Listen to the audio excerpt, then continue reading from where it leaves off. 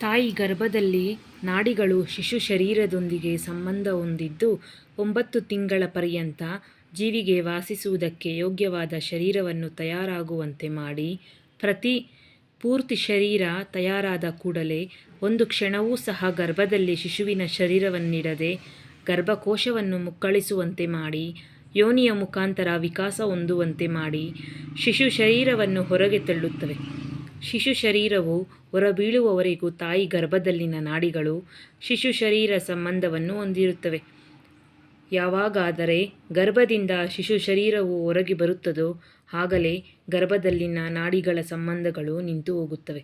ಗರ್ಭದಿಂದ ಹೊರಬೀಳುವ ಶಿಶು ಶರೀರವು ಶವದಂತೆ ಹೊರಬೀಳುತ್ತದೆ. ಶರೀರವು ಹೊರಬೀಳುವವರೆಗೂ ಪ್ರಾಣ ಇರುವುದಿಲ್ಲ. ಆದ್ದರಿಂದ ಅದನ್ನು ಶವವಾಗಿಯೇ ಇಳಿಸಿಕೊಳ್ಳಬೇಕು.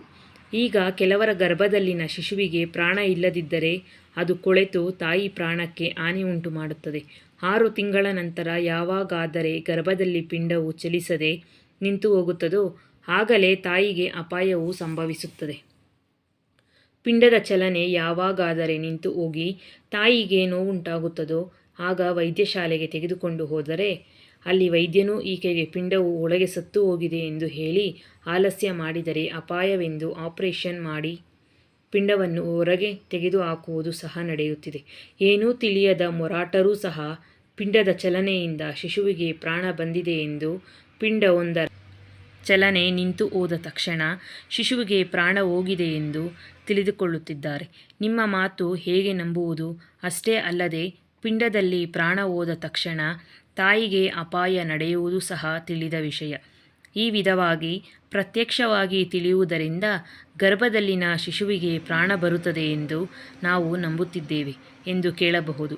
ಅದಕ್ಕೆ ನಮ್ಮ ಸಮಾಧಾನ ಏನೆಂದರೆ, ಗರ್ಭದಲ್ಲಿ 6ನೇ ತಿಂಗಳಲ್ಲಿ ಕದಲಿಕೆ ಬರುವುದು ನಿಜ. ಆ ಕದಲಿಕೆ ನಿಂತು ಹೋದ ತಕ್ಷಣ ತಾಯಿಗೆ ತೊಂದರೆಯಾಗುವ ಮಾತು ಸಹ ನಿಜ. ಆದರೆ ಅಷ್ಟು ಮಾತ್ರಕ್ಕೆ ಶಿಶುವಿಗೆ ಪ್ರಾಣ ಬಂದಿದೆ ಎಂದು ಹೋಗಿದೆ ಎಂದುಕೊಳ್ಳುವುದು ಸಹ ತಪ್ಪಾಗುತ್ತದೆ. 6ನೇ ತಿಂಗಳಲ್ಲಿ ಪ್ರಾಣ ಬಂದಿದೆ ಎಂದರೂ ಅಲ್ಲಿಯವರೆಗೂ ಪ್ರಾಣ ಇಲ್ಲವೆಂದೇ ಅಲ್ಲವೇ ಅರ್ಥ? ಪ್ರಾಣವಿಲ್ಲದ ಸಮಯದಲ್ಲಿ ತಾಯಿಗೆ ಅಪಾಯ ಸಂಭವಿಸಬಹುದಲ್ಲವೇ? ನಿಜ ತಿಳಿಯದೆ ಎಲ್ಲರೂ ಅಲ್ಲಿಯೇ ತಪ್ಪಾಗಿ ತಿಳಿಯುತ್ತಿದ್ದಾರೆ. ವಾಸ್ತವ ವಿಷಯ ಏನೆಂದರೆ, ನಮ್ಮ ಶರೀರದಲ್ಲಿ ಕೆಲವು ಅವಯವಗಳು ಇದ್ದರೂ ನಮಗೆ ಯಾವ ಹಾನಿ ಉಂಟಾಗದಂತೆ ಗರ್ಭಸ್ಥ ಶಿಶುವು ತಾಯಿ ಶರೀರದಲ್ಲಿ ಒಂದು ಭಾಗವಾಗಿದ್ದು ತಾಯಿಗೆ ಯಾವ ಹಾನಿ ಉಂಟು ಮಾಡದಂತೆ ಇರುತ್ತದೆ. ತಾಯಿ ಶರೀರದಲ್ಲಿನ ನಾಡಿಗಳೇ ಶಿಶು ಶರೀರವನ್ನು ಸಹ ಆಕ್ರಮಿಸಿ ಆ ಶರೀರವನ್ನು ಬೆಳೆಸುತ್ತಿವೆ. ಆದ್ದರಿಂದ ಶಿಶು ಶರೀರವು ತಾಯಿ ಶರೀರದಲ್ಲಿ ಒಂದು ಭಾಗವಾಗಿದೆ ಎಂದು ಹೇಳಬಹುದು. 6ನೇ ತಿಂಗಳಿಂದ ನರಗಳಿಂದ ಪಿಂಡವು ಕದಲಿದರೂ ತಾಯಿಗೆ ಯಾವ ವಿಧವಾದ ನೋವು ಇರುವುದಿಲ್ಲ. ಈ ವಿಧವಾಗಿದ್ದು 9ನೇ ತಿಂಗಳಲ್ಲಿ ಶಿಶು ಶರೀರವು ಪೂರ್ತಿ ತಯಾರಾದ ತಕ್ಷಣ ನರಗಳ ಒತ್ತಡದಿಂದ ತಾಯಿ ಪ್ರಸವಿಸುತ್ತಿದ್ದಾಳೆ. ಈ ವಿಧವಾಗಿ ಅಲ್ಲದೆ ಯಾರಿಗಾದರೂ ಶರೀರದಲ್ಲಿ ಆರೋಗ್ಯ ಲೋಪದಿಂದ 6ನೇ ತಿಂಗಳಿಗಿಂತ ಮೊದಲೇ ಬ್ರಹ್ಮನಾಡಿಯಿಂದ ಹೊರಟ ನರಗಳ ಸಂಬಂಧ ಗರ್ಭಕೋಶದಿಂದ ಕಿತ್ತು ಹೋದರೂ ಆ ಗರ್ಭವು ತಾಯಿ ಶರೀರದಲ್ಲಿ ಬೇರೆ ಪದಾರ್ಥವಾಗಿ ಅಲ್ಲಿ ನಿಲ್ಲದಂತೆ ಸ್ರವಿಸಿ ಹೋಗುತ್ತದೆ. ಇದನ್ನೇ ಗರ್ಭಸ್ರಾವ ಎನ್ನುತ್ತಾರೆ. ಇದು ಬಹಳ ಜನ ಸ್ತ್ರೀಯರಿಗೆ 6 ತಿಂಗಳೊಳಗೆ ನಡೆಯುತ್ತಿರುತ್ತದೆ. 6 ತಿಂಗಳೊಳಗೆ ಶಿಶು ಶರೀರವು ಒಂದು ಆಕಾರಕ್ಕೆ ಬಂದಿರುವುದಿಲ್ಲ. ಆದ್ದರಿಂದ ರಕ್ತವಾಗಿಯೋ ಅಥವಾ ರಕ್ತದ ಮುದ್ದೆಯಾಗಿಯೋ ಹೊರಗೆ ಹೋಗುತ್ತದೆ. ರಕ್ತವಾಗಿಯೂ ಮೃದುವಾದ ರಕ್ತದ ಮುದ್ದೆಯಾಗಿಯೂ ಇರುವುದರಿಂದ ಹೊರಗೆ ಹೋಗುವುದಕ್ಕೆ ಅನುಕೂಲವಾಗುತ್ತದೆ. 1-2 ತಿಂಗಳ ಗರ್ಭಸ್ರಾವವು ಹೆಚ್ಚಿನ ಬಾಧೆಯನ್ನುಂಟು ಮಾಡುವುದಿಲ್ಲ. ತಿಂಗಳು ಹೆಚ್ಚಾದಂತೆಲ್ಲ ಗರ್ಭಸ್ರಾವದಲ್ಲಿ ಬಾಧೆ ಹೆಚ್ಚಾಗುತ್ತದೆ. 6ನೇ ತಿಂಗಳ ನಂತರ ಪಿಂಡ ಒಂದು ಆಕೃತಿ ಧರಿಸಿ ಸ್ರವಿಸುವುದಕ್ಕೆ ಸಾಧ್ಯವಾಗದಂತೆ ಇರುತ್ತದೆ. ತಾಯಿ ಅನಾರೋಗ್ಯದಿಂದ 6ನೇ ತಿಂಗಳ ನಂತರ ಗರ್ಭಕೋಶದಲ್ಲಿ ನಾಡಿಗಳು ಗರ್ಭದೊಂದಿಗೆ ಸಂಬಂಧವಿಲ್ಲದೆ ಹೋದಲ್ಲಿ ಆ ಗರ್ಭ ಸ್ರವಿಸುವುದಕ್ಕೆ ಸಾಧ್ಯವಿಲ್ಲದಿರುವುದರಿಂದ ಆ ಗರ್ಭಸ್ಥ ಶಿಶು ಶರೀರಕ್ಕೆ ತಾಯಿ ಶರೀರದೊಂದಿಗೆ ಸಂಬಂಧ ಇಲ್ಲದೆ ಬೇರೆ ಪದಾರ್ಥವಾಗಿ ಅಲ್ಲಿಯೇ ನಿಂತು ಹೋಗುತ್ತದೆ. ನರಗಳ ಒತ್ತಡ ಗರ್ಭಕೋಶದ ಮೇಲೆ ಇಲ್ಲದಿರುವುದರಿಂದ ಶಿಶು ಶರೀರವು ಇತರೆ ಪದಾರ್ಥವಾಗಿ ಗರ್ಭಕೋಶದಲ್ಲಿಯೇ ನಿಂತು ಹೋಗಿ ಕೊಳೆಯುವುದಕ್ಕೆ ಪ್ರಾರಂಭವಾಗುತ್ತದೆ. ಶಿಶು ಶರೀರವು ಉಬ್ಬಿದಂತೆಲ್ಲ ಅದನ್ನು ಅಂಟಿಕೊಂಡಿರುವ ಅವಯವಗಳಿಗೆ ಒತ್ತಡ ಏರ್ಪಡುತ್ತದೆ. ಆ ಸ್ಥಿತಿಯಲ್ಲಿ ಉಬ್ಬುತ್ತಿರುವ ಶಿಶು ಶರೀರದ ಒತ್ತಡಕ್ಕೆ ಉಳಿದ ಸುನ್ನಿತವಾದ ಅವಯವಗಳು ಒಂದಕ್ಕೊಂದು ಒತ್ತಡ ಉಂಟುಮಾಡುತ್ತಾ ಹೋಗಿ ಕೊನೆಗೆ ಗುಂಡಿಗೆಗೆ ಒತ್ತಡ ಉಂಟುಮಾಡುತ್ತದೆ. ಹಾರ್ಟ್ಗೆ ಸ್ವಲ್ಪ ಮಟ್ಟಿನ ಒತ್ತಡ ತಗುಲಿದರೂ ಕೂಡಲೇ ನಿಂತು ಹೋಗುವ ಅಪಾಯ ಇದೆ. ಅದೃಷ್ಟವಶಾತ್ ತಕ್ಷಣ ವೈದ್ಯರ ಹತ್ತಿರಕ್ಕೆ ಹೋಗಿ ಕೆಟ್ಟು ಹೋಗುತ್ತಿರುವ ಶಿಶು ಶರೀರವನ್ನು ಹೊರಗೆ ತೆಗೆದುಹಾಕಿದಂತಾದರೆ ತಾಯಿ ಬದುಕುವುದಕ್ಕೆ ಸಾಧ್ಯವಾಗುತ್ತದೆ. ಈ ವಿಷಯ ಹೀಗಿರುವಾಗ ನಾವು ಬೇರೆ ಬೇರೆ ವಿಧಗಳಾಗಿ ಹೋಲಿಸಿಕೊಂಡು ಗರ್ಭದಲ್ಲಿಯೇ ಪ್ರಾಣ ಬಂದಿದೆ ಎಂದು ಹೋಗಿದೆ ಎಂದು ಅಂದುಕೊಳ್ಳುವುದು ನಡೆಯುತ್ತಿದೆ. ತಾಯಿ ಆರೋಗ್ಯ ಸರಿಯಾಗಿದ್ದು ಪೂರ್ತಿಯಾಗಿ ತಯಾರಾದ ಶಿಶು ಶರೀರವು 9 ತಿಂಗಳಿಗೆ ಗರ್ಭಕೋಶದಲ್ಲಿನ ನರಗಳ ಒತ್ತಡಗಳಿಂದ ಹೊರಬೀಳುತ್ತದೆ. ಒಂದು ತಾನಿನಲ್ಲಿನ ವಸ್ತ್ರವು ದರ್ಜಿಯವನಿಂದ ಹೊಲಿಯಲ್ಪಟ್ಟು ಒಬ್ಬ ವ್ಯಕ್ತಿ ಧರಿಸುವುದಕ್ಕೆ ಹೇಗೆ ಯೋಗ್ಯವಾಗಿದೆಯೋ ಹಾಗೆ ಗರ್ಭಕೋಶದಿಂದ ಹೊರಬೀಳುವ ಶರೀರವೂ ಸಹ ಜೀವಿಗೆ ವಾಸ ಮಾಡುವುದಕ್ಕೆ ಅನುಕೂಲವಾಗಿ ನರಗಳ ಚೈತನ್ಯದಿಂದ ತಯಾರಾಗಿ ಹೊರಗೆ ಬರುತ್ತಿದೆ. ಆ ವಿಧವಾಗಿ ಹೊರಗೆ ಬಂದ ಶರೀರದಲ್ಲಿ ಜೀವಾತ್ಮ ಪ್ರವೇಶಿಸುತ್ತಿದ್ದಾನೆ. ಮರಣಿಸಿದ ಕೂಡಲೇ ಜೀವಾತ್ಮ ಸ್ವಲ್ಪವೂ ಆಲಸ್ಯವಿಲ್ಲದೆ ಹೊರಗೆ ಬಂದ ಹೊಸ ಶರೀರವನ್ನು ಧರಿಸುತ್ತಿದ್ದಾನೆ. ಇದನ್ನೇ ಗೀತಶಾಸ್ತ್ರದಲ್ಲಿ ಹಳೆ ವಸ್ತ್ರವನ್ನು ಬಿಟ್ಟು ಹೊಸ ವಸ್ತ್ರವನ್ನು ಧರಿಸಿದಂತೆ ಜೀವಾತ್ಮ ನಾಶವಾದ ಹಳೆ ಶರೀರವನ್ನು ಬಿಟ್ಟು ಹೊಸ ಶರೀರವನ್ನು ಧರಿಸುತ್ತಿದ್ದಾನೆ ಎಂದು ಪರಮಾತ್ಮ ಹೇಳಿದ್ದಾನೆ. ಜೀವಾತ್ಮ ಹೊಸ ಶರೀರವನ್ನು ಧರಿಸುವುದು ಅವನ ಕರ್ಮ ಅನುಸಾರವಾಗಿರುತ್ತದೆ. ಜೀವಾತ್ಮ ಮಾಡಿಕೊಂಡ ಪಾಪ ಪುಣ್ಯಗಳನ್ನು ಅನುಸರಿಸಿಯೇ ಹೊಸ ಶರೀರವೂ ಸಹ ಲಭ್ಯವಾಗುತ್ತದೆ. ಒಬ್ಬ ತಾಯಿ ಗರ್ಭದಿಂದ ಹೊರಬಿದ್ದ ಶರೀರವನ್ನು ಧರಿಸುವುದಕ್ಕೆ ತಕ್ಕ ಜೀವಾತ್ಮ ಮತ್ತೊಂದು ಶರೀರದಿಂದ ಬಂದು ಪ್ರಸವಿಸಿದ ಶರೀರದಲ್ಲಿ ಪ್ರವೇಶಿಸುತ್ತಾನೆ. ತಾಯಿ ಗರ್ಭದಿಂದ ಹೊರಬೀಳುವ ಶರೀರವೊಂದರ ತಲೆ ಹೊರಗೆ ಬಂದ ನಂತರವೇ ಆ ಶರೀರದಲ್ಲಿ ಜೀವಾತ್ಮ ಪ್ರವೇಶಿಸುವುದಕ್ಕೆ ಅವಕಾಶ ಹೊಂದಿರುತ್ತದೆ. ಆದ ಕಾರಣ ಸ್ವಲ್ಪ ಮಾತ್ರ ಹೊರಗೆ ಬಂದ ಶರೀರವೂ ಸಹ ಪ್ರಾಣ ಹೊಂದಿ ಅರಚುವುದಕ್ಕೆ ಪ್ರಾರಂಭಿಸುತ್ತದೆ. ಕೆಲವು ಕಡೆ 1 ನಿಮಿಷದಿಂದ ಗಂಟೆ 2 ಗಂಟೆಯವರೆಗೂ ಶಿಶು ಶರೀರದೊಳಗೆ ಪ್ರಾಣ ಬಾರದಿರುವುದು ಸಂಭವಿಸುತ್ತಿದೆ. ಅದಕ್ಕೆ ಕಾರಣ ಆ ಶರೀರದಲ್ಲಿ ಪ್ರವೇಶಿಸುವ ಜೀವಾತ್ಮ ಹಳೆ ಶರೀರವನ್ನು ಬಿಡುವುದರಲ್ಲಿ ಆಲಸ್ಯವಾಗಿರಬಹುದು. ಅಂದರೆ ಆ ಶರೀರದಲ್ಲಿ ಪ್ರವೇಶಿಸುವ ಜೀವಾತ್ಮ ಮತ್ತೊಂದು ಕಡೆ ಮರಣಿಸುವುದು ಆಲಸ್ಯವಾಗಿದೆ. ಆದ್ದರಿಂದ ಇಲ್ಲಿಯೂ ಸಹ ಶಿಶು ಶರೀರ ಹೊರಗೆ ಬಂದ ನಂತರ ಆಲಸ್ಯವಾಗಿ ಜೀವಾತ್ಮ ಪ್ರವೇಶ ನಡೆಯುತ್ತಿದೆ. ಕೆಲವು ಕಡೆ ಶಿಶು ಶರೀರವು ಹೊರಗೆ ಬಂದ ನಂತರ ಪ್ರಾಣ ಬರುವುದಕ್ಕೆ ಕೆಲವು ಗಂಟೆಗಳ ಕಾಲವೂ ನಡೆದಿರುವ ಸಂದರ್ಭಗಳೂ ಸಹ ಇವೆ. 12 ಗಂಟೆಗಳ ನಂತರ ಪ್ರಾಣ ಬಂದ ಸಂಘಟನೆಯನ್ನು ಮುಂಬರುವ ಪುಟಗಳಲ್ಲಿ ನೋಡಬಹುದು. ಪ್ರಸವಿಸಲ್ಪಟ್ಟ ಶರೀರದೊಳಗೆ ಜೀವಾತ್ಮ ಆಲಸ್ಯವಾಗಿ ಏಕೆ ಸೇರುತ್ತಿದ್ದಾನೆಂದು ತಿಳಿಯದ ಗ್ರಾಮೀಣ ಸೂಲಗಿತ್ತಿಯರು ಮಾವಿಯಲ್ಲಿ ಪ್ರಾಣವಿದೆಯೆಂದು ಮಾವಿ ಮೇಲೆ ನೀರು ಹಾಕಿ ತಟ್ಟುತ್ತಿದ್ದರು. ತಿಳಿಯದ ತನದಿಂದ ಇಲ್ಲಿ ಸೂಲಗಿತ್ತಿಯರು ಮಾವಿಯನ್ನು ನೀರಿನಿಂದ ತಟ್ಟುತ್ತಿರುವಾಗ ಜೀವಾತ್ಮ ಮತ್ತೊಂದು ಕಡೆಯಿಂದ ಬಂದು ಶರೀರದೊಳಗೆ ಪ್ರವೇಶಿಸುತ್ತಿದ್ದಾನೆ. ಜೀವಾತ್ಮ ಪ್ರವೇಶಿಸಿದಾಗಲೇ ಶ್ವಾಸ ಶರೀರದೊಳಗೆ ಪ್ರವೇಶಿಸುತ್ತಿದೆ. ಆದ್ದರಿಂದ ಮೊದಲ ಶ್ವಾಸದಿಂದ ಜನ್ಮ ಹೊಂದುತ್ತಿದ್ದಾನೆಂದು ಹೇಳಬಹುದು. ಶಿಶು ಶರೀರದಲ್ಲಿ ಜೀವಾತ್ಮ ಪ್ರವೇಶಿಸುತ್ತಲೇ ಅರಚುವುದಕ್ಕೆ ಪ್ರಾರಂಭ ಮಾಡುತ್ತದೆ. ಆಗ ಸೂಲಗಿತ್ತಿಯರು ಮಾವಿಯಲ್ಲಿನ ಪ್ರಾಣ ಶಿಶುವಿನಲ್ಲಿ ಬಂದಿದೆ ಎಂದು ಹೊಕ್ಕಳು ಕತ್ತರಿಸುತ್ತಾರೆ. ಪ್ರಾಣ ಬಾರದ ಮೊದಲೇ ಹೊಕ್ಕಳು ಕತ್ತರಿಸಿದರೂ ಮಾವಿಯಲ್ಲಿನ ಪ್ರಾಣ ಶರೀರದೊಳಗೆ ಬರಲಿಲ್ಲವೆಂದು ಅವರ ನಂಬಿಕೆ. ಆದ್ದರಿಂದ ಪ್ರಾಣ ಬಾರದ ಮೊದಲೇ ಹೊಕ್ಕಳು ಕತ್ತರಿಸುವುದಿಲ್ಲ. ಪ್ರಾಣ ಬಾರದ ಮೊದಲೇ ಹೊಕ್ಕಳು ಕತ್ತರಿಸಿದ ಪಕ್ಷದಲ್ಲಿ ಆ ಶಿಶು ಶರೀರದೊಳಗೆ ಪ್ರಾಣ ಬಾರದೆ ಹೋಗುವ ಮಾತು ನಿಜವೇ? ಮಾವಿಯಿಂದ ಪ್ರಾಣ ಬರುತ್ತದೆ ಎಂಬುದು ಮಾತ್ರ ಅಸತ್ಯ. ಹೊಕ್ಕಳು ಕತ್ತರಿಸಿದ ನಂತರ ಪ್ರಾಣ ಬಾರದಂತೆ ಹೋಗುವುದಕ್ಕೆ ಕಾರಣ ಏನೆಂದರೆ, ಹೊಸದಾಗಿ ಮೊಳಕೆ ಬರುವ ಹುಣಸೆ ಮೊಳಕೆಗೆ ಬೀಜಗಳ ಬೆಳೆಗಳು ಯಾವ ವಿಧವಾಗಿ ಆಹಾರ ಬಲವನ್ನು ಕೊಡುತ್ತಿವೆಯೋ ಆ ವಿಧವಾಗಿಯೇ ಹೊಸದಾಗಿ ಹೊರಬಂದ ಶರೀರಕ್ಕೆ ಜೀವಾತ್ಮ ಪ್ರವೇಶಿಸುವವರೆಗೂ ಮಾವಿ ಆಧಾರವಾಗಿ ಶಿಶು ಶರೀರದಲ್ಲಿನ ರಕ್ತವು ಗಡ್ಡೆ ಕಟ್ಟದಂತೆ ಮಾಡುತ್ತಿದೆ. ಆ ವಿಧವಾಗಿ ಸ್ವಲ್ಪ ಸಮಯ ಮಾತ್ರ ಮಾಡಬಲ್ಲದು. ಜೀವಾತ್ಮ ಪ್ರವೇಶಿಸಿದ ತಕ್ಷಣ ಶ್ವಾಸ ರಕ್ತ ಪ್ರಸರಣ ನಡೆಯುತ್ತಿವೆ. ಆದರೆ ಮಾವಿಯ ಅವಶ್ಯಕತೆ ಇಲ್ಲ.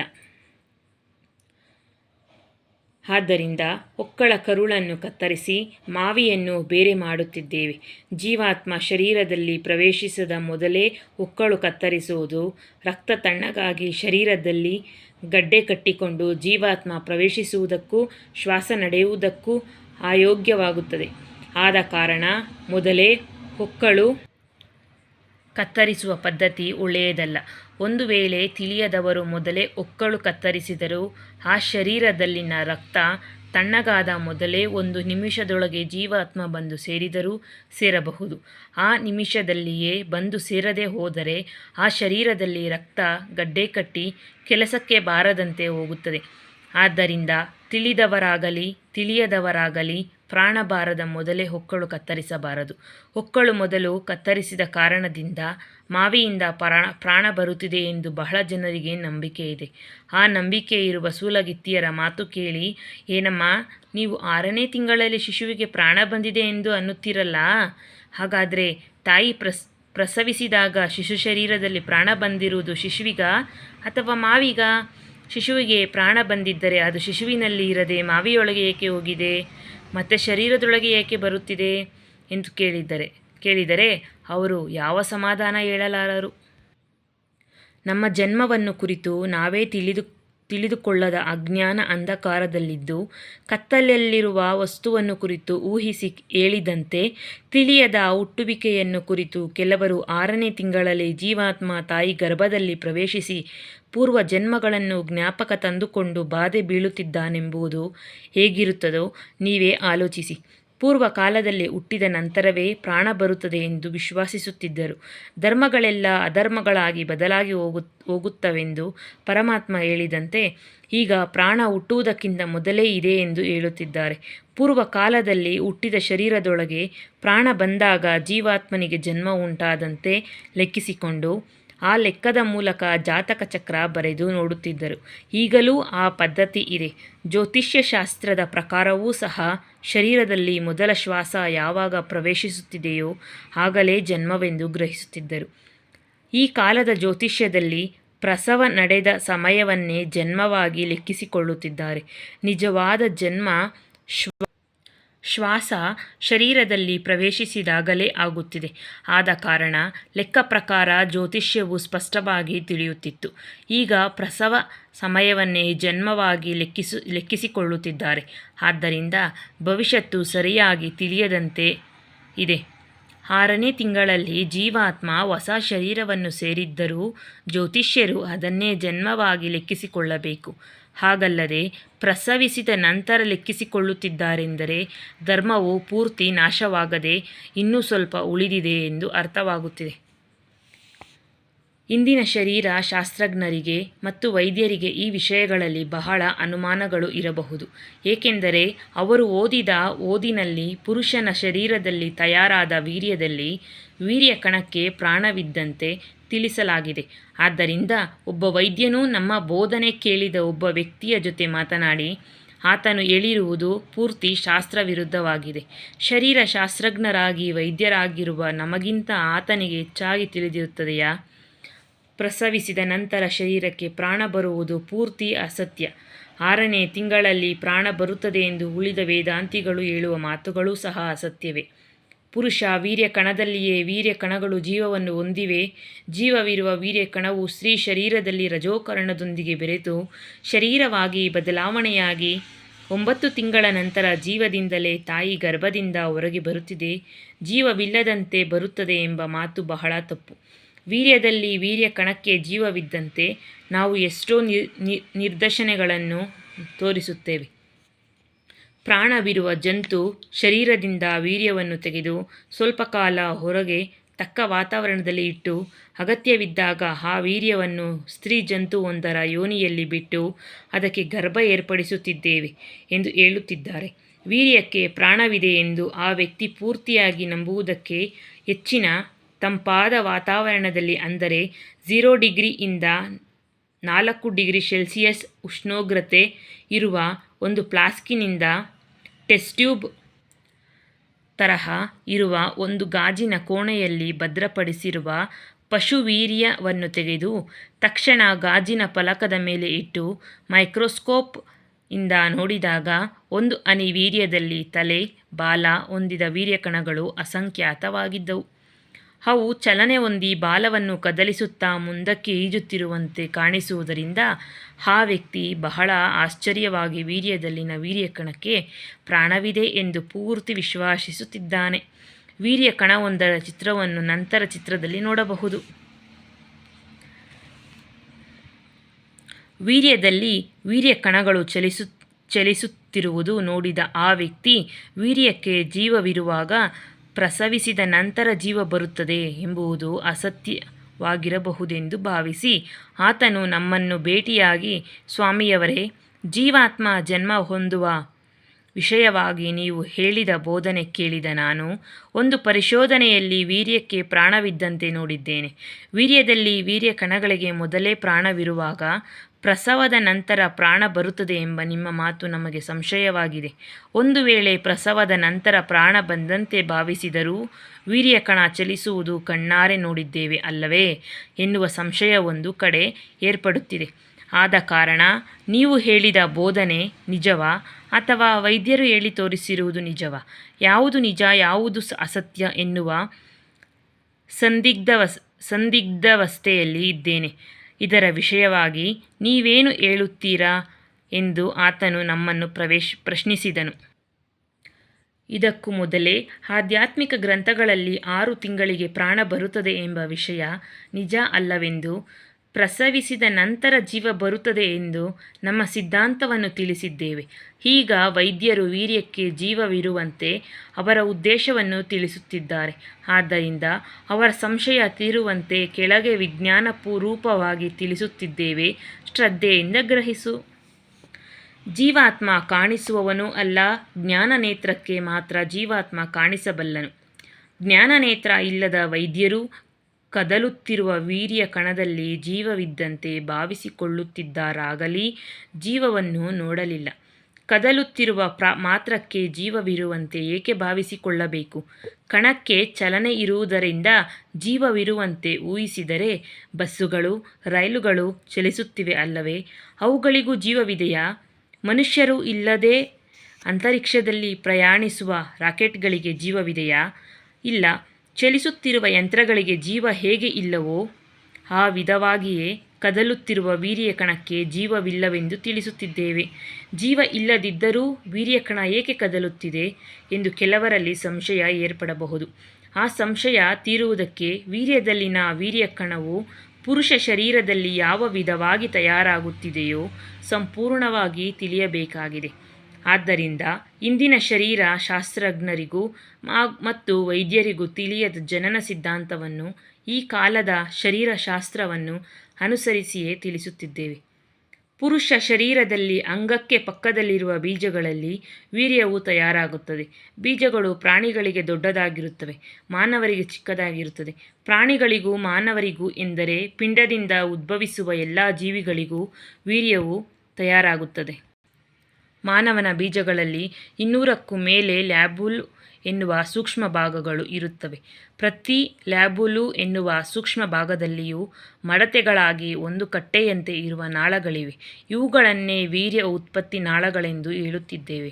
ಈ ಮಡತೆಗಳಲ್ಲಿರುವ ನಾಳಗಳಲ್ಲಿಯೇ ವೀರ್ಯಕಣಗಳು ಉತ್ಪತ್ತಿಯಾಗುತ್ತಿವೆ.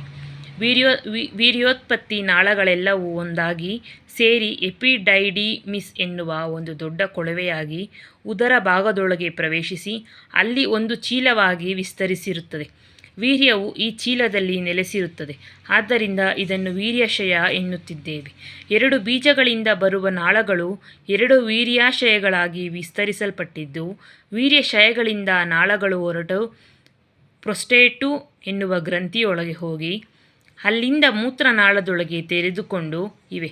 ಮಾನವ ಬೀಜ ನಿರ್ಮಾಣ ಕೆಳಗಿನ ಚಿತ್ರದಲ್ಲಿ ನೋಡಬಹುದು.